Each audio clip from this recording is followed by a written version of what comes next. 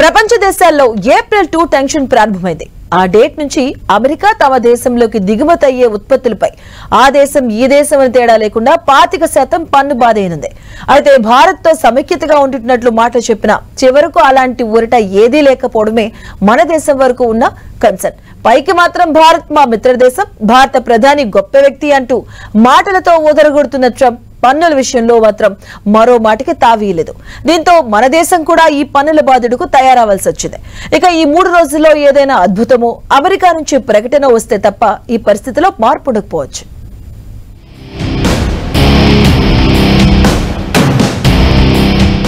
ఓవైపు పొగడ్తలు, మరోవైపు బాధుడు.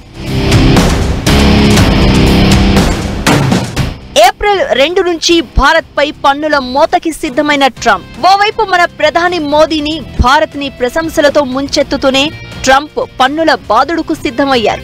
Indian prime minister, great prime minister అంటూనే 25% అదనపు పన్నుల మోతకి రెడీ అయ్యారు. వాస్తవానికి ఈ ఏడాదిలోనే 2 దేశాల మధ్య వాణిజ్య ఒప్పందాలు ఖరారయ్యేలా దౌత్య సిబ్బంది నిర్ణయం తీసుకున్నారు.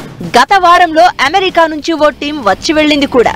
ఇక ఏప్రిల్ 2 నుంచి అన్ని దేశాలపై ట్రంప్ 25% పన్ను విధిస్తామని చెప్పిన నేపథ్యంలో భారత్ కి దాని నుంచి మినహాయింపు దక్కుతుంది అనుకున్నా ఆ పరిస్థితి కనిపించడం లేదు.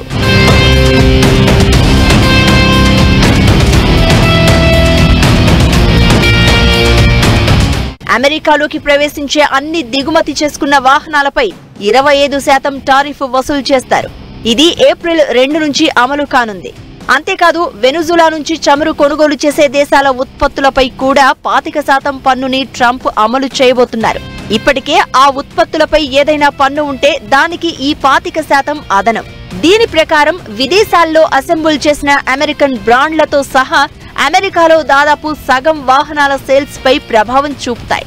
భారత్ పై ఈ బాధుడు నేపథ్యంలో రాబోయే కాలంలో $7.3 బిలియన్ ఎగుమతులు తగ్గుతాయని రేటింగ్ ఏజెన్సీ ఇక్రా ఓ అంచనా వేసింది.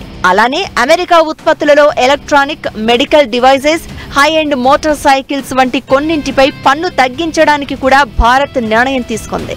అయినా కూడా అమెరికా నుంచి ఎలాంటి ఊరట సంకేతాలు రాలేదు. ఈ నేపథ్యంలో ఏప్రిల్ 2 నుంచి భారీ టారిఫ్ వార్ విడుదలకు రంగం సిద్ధమైంది.